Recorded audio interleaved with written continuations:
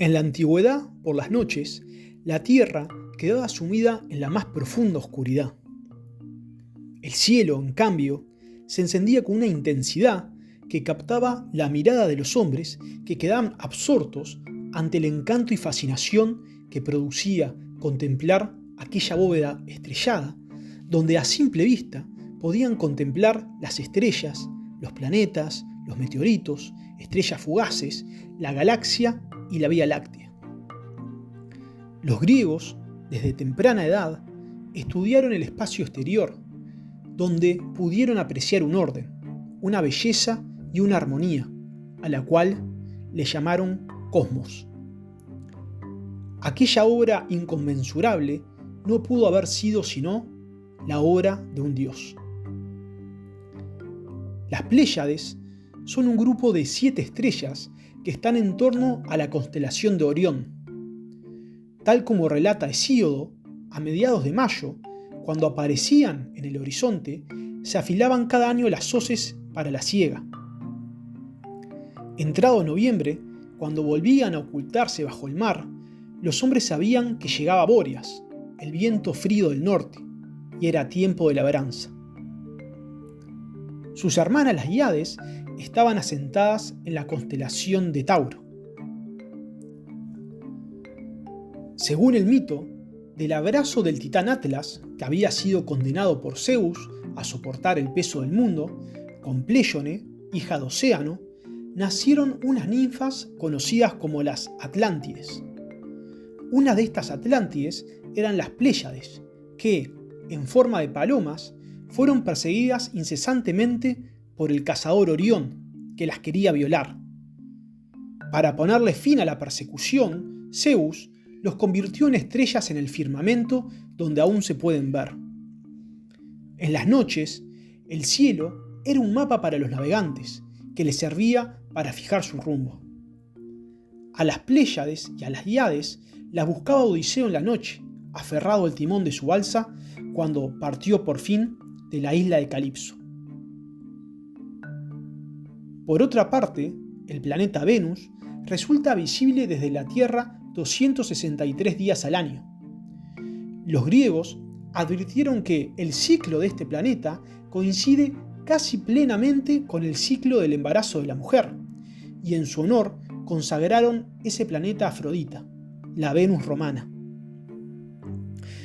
Los griegos tenían un profundo conocimiento del espacio exterior, basado en la observación. Conocían, por ejemplo, los equinoccios y la diferencia entre año sideral y año tropical. El primero es el tiempo que tarda la Tierra en dar una vuelta alrededor del Sol. El segundo, en cambio, es el año que nosotros podemos observar realmente. La diferencia entre la duración de ambos es de apenas de 20 minutos. En la Tierra también observaban un orden, un ciclo que se repetía a intervalos regulares. Cada año venía el invierno y con él los campos quedaban yermos, los árboles perdían las hojas y la naturaleza entraba en reposo. Pero luego llegaba la primavera y la naturaleza renacía, los árboles y los cultivos daban sus frutos. Según el mito, esto se explicaba porque Deméter, la diosa de la agricultura, había dejado a su hija Perséfone al cuidado de unas ninfas mientras visitaban unas tierras. Al volver y no encontrarla, desesperada, consultó con el dios Helios, el dios del sol, que todo lo ve, quien le advirtió que su hija había sido raptada por Hades, el dios del inframundo. Presa de la ira y la indignación, Deméter arrasó con todos los campos, dejando estéril la naturaleza. Para poner fin a la devastación de la diosa, tuvo que intervenir Zeus, quien, para zanjar el asunto, determinó que Perséfone pasaría 6 meses con Hades y 6 meses con su madre en la tierra.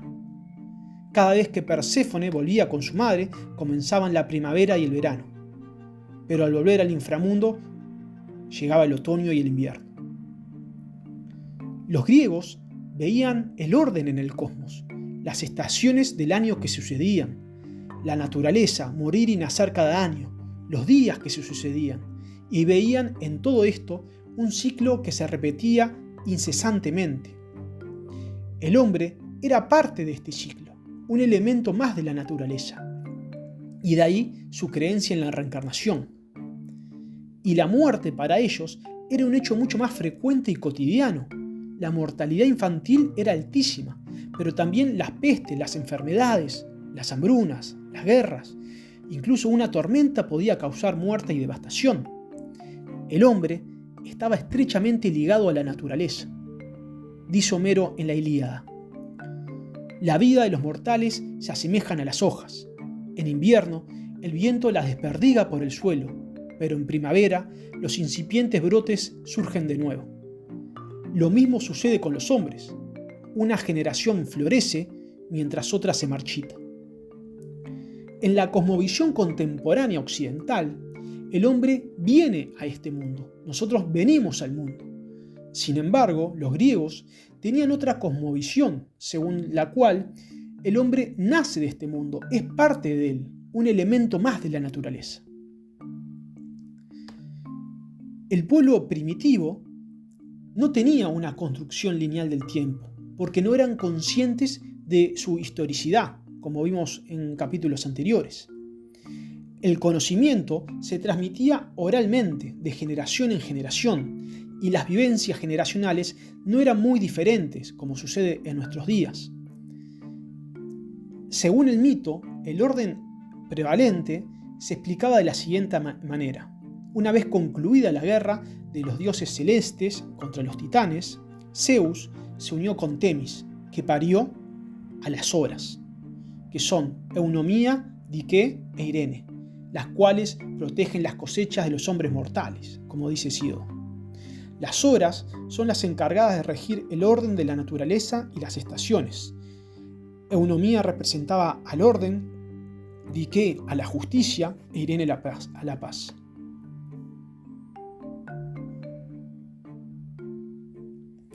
El hombre siempre se vio intrigado por conocer sus orígenes y los del mundo que lo rodea. Su naturaleza efímera, el ser consciente de su propia muerte, le genera dudas existenciales. Intenta comprender el mundo para darle un sentido a su existencia. El mito y la religión vienen a colmar este vacío, esta necesidad humana. Ahora, no se puede comprender la importancia y trascendencia del despertar del pensamiento griego, del nacimiento de la filosofía y de la ciencia, sin entender lo profundamente religiosos que eran los griegos. Para ellos, los dioses daban orden y estabilidad al mundo, un orden natural y ético. El pueblo tenía que mantenerse en armonía con los dioses, porque los terremotos, la sequía, la peste, las malas cosechas, eran para ellos un castigo de los dioses, por lo cual los hombres realizaban plegarias, sacrificios, incluso hecatombes, para aplacar su ira y recuperar la armonía. Los griegos también creían que su destino, hilvanado por las Moiras, estaba fijado de antemano. El nacimiento, la vida y la muerte. Para conocer su destino, algunos viajaban de varios puntos del mundo a los oráculos para conocer a través de la pitonisa, si tenían un poco de suerte, el presagio del dios Apolo, que podía ver el futuro. La hequecheiría, la tregua sagrada durante los Juegos Olímpicos, nos da una imagen del profundo respeto por lo sagrado. A finales del siglo VII, la arquitectura empieza a dar pasos de gigante, y los griegos comenzaron a usar el mármol y la piedra caliza con técnicas copiadas de los egipcios, principalmente para la construcción de templos, así como las tejas de terracota inclinadas y las columnas de estilo jónico y dórico que ya se habían consolidado. Sin embargo, las casas, incluso la de los más ricos, se continuaban haciendo de adobe. Entonces, desde esta perspectiva, el hecho de cuestionar estas creencias, cuestionar el mito, fue un acto de rebeldía contra la sociedad los valores de la época, pero también contra las creencias de los propios sujetos pensantes. Este proceso, que se inicia a finales del siglo VII y principios del VI, con Tales de Mileto como máximo referente, fue el comienzo de una deconstrucción de la realidad impuesta, para ser reconstruida mediante la razón y la lógica. ¿Cómo se explica entonces este proceso desde el punto de vista histórico? Este fenómeno comienza a darse en las polis fronterizas, inicialmente en Mileto, donde, gracias a la confluencia de distintas ideas y creencias de otras religiones, el pueblo suele tener una mentalidad más abierta.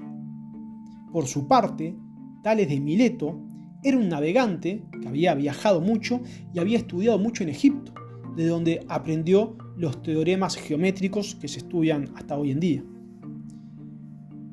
La ausencia de un modelo imperial teocrático en Grecia, que basara su autoridad en un poder divino, permitió una libertad de pensamiento y de manifestación de ideas. Y el modelo democrático, que se había gestado en las polis, como ya vimos, contribuyó en gran medida a la educación del pensamiento de los ciudadanos, que necesitaron de un razonamiento crítico y constructivo para poder deliberar sobre los asuntos del Estado. El buen hablar, el argumentar y el pensar se convierten en un arte, pero por sobre todo permitió una libertad de expresión y pensamiento. A partir de los 6 o 7 años, los niños recibían una educación conocida como la paideia. Su objetivo no era la mera instrucción profesional, sino que perseguía una aspiración mucho más ambiciosa, la de formar a ciudadanos perfectos, a través de una enseñanza integral, literal, retórica, sin olvidar la educación física y la artística. Por otra parte, el alfabeto griego y la escritura, que se masificaron, permitió la elaboración de pensamientos críticos, complejos y desarrollados, y mejor aún, que estas ideas viajaran intactas, sin alteraciones, a lo largo y ancho del mundo griego y a través del tiempo. A principios del siglo VI comienzan a aparecer una serie de personas, conocidas posteriormente como los presocráticos, que comenzaron a intentar explicar las causas de lo que los rodea, poniendo en duda las creencias de la época y argumentando que la naturaleza tiene un orden, y este orden puede ser desvelado mediante la razón. Empiezan a establecer algunos principios que hoy en día nos parecen pueriles, infantiles, pero que en aquella época fueron sumamente innovadores, aunque ellos tal vez no fueran plenamente conscientes de ellos. Establecen, por ejemplo, que si lo que se intenta explicar es un efecto físico de la naturaleza, por ejemplo, los terremotos, la causa del fenómeno también tiene que ser del mismo orden, es decir, a través de causas físicas. Establecieron lo que se conoce como homogeneidad entre causa y efecto. La causa de un fenómeno natural no podía ser divina, no podía ser que Poseidón hubiese golpeado el suelo con su tridente. Se rechazan además las ideas contradictorias y establecen que tiene que haber una única y sólida explicación de las cosas, y las explicaciones tienen que tener coherencia y unidad. Y cada generación de filósofos va a poner en duda a la anterior, sobre la cual se para, y cada pensador tiene que traer una idea distinta e innovadora. Se va a rechazar el dogma. Buscan conceptos unívocos, aspiran a un pensamiento con claridad, que sea accesible, y se comienza a fraguar así un lenguaje filosófico, una forma de codificar la realidad. Así entonces nace la filosofía, que es la madre de la ciencia, del conocimiento cierto y por sus causas. Los presocráticos, interesados en el estudio de la naturaleza, querían comprender los ciclos, el orden y sobre todo el cambio existente en la naturaleza, e intuyeron que todo tuvo que haber partido de algo, y ellos creían que tenía que ser un elemento físico, el cual denominaron arjé. El primer filósofo de la historia, y también el primer científico, fue Tales de Mileto, que creó un legado de búsqueda y amor a la sabiduría, y que llegará a su esplendor en la época clásica, más de un siglo después, con Sócrates, Platón y Aristóteles. Tres filósofos que se han convertido en los pilares del pensamiento que hoy conocemos bajo el nombre de filosofía occidental, y que pondrán en el centro del debate al hombre. El historiador Heródoto cuenta que Tales de Mileto predijo a los jonios el año en que sucedería un eclipse solar, hacia el año 585 a.C. El eclipse efectivamente ocurrió, tal como predijo, en medio de una batalla, lo que llevó a los contendientes a detenerse y avanzar a un acuerdo de paz, por temor de que el evento fuera una advertencia divina. Pero con esto, Tales dejó de manifiesto que los eclipses no eran un augurio divino, sino un fenómeno físico que podía ser predecido a través de un estudio y observación del orden y las leyes existentes en la naturaleza. Con Tales nace la filosofía, que no es el amor por la verdad, sino por la búsqueda de la verdad que es infinita.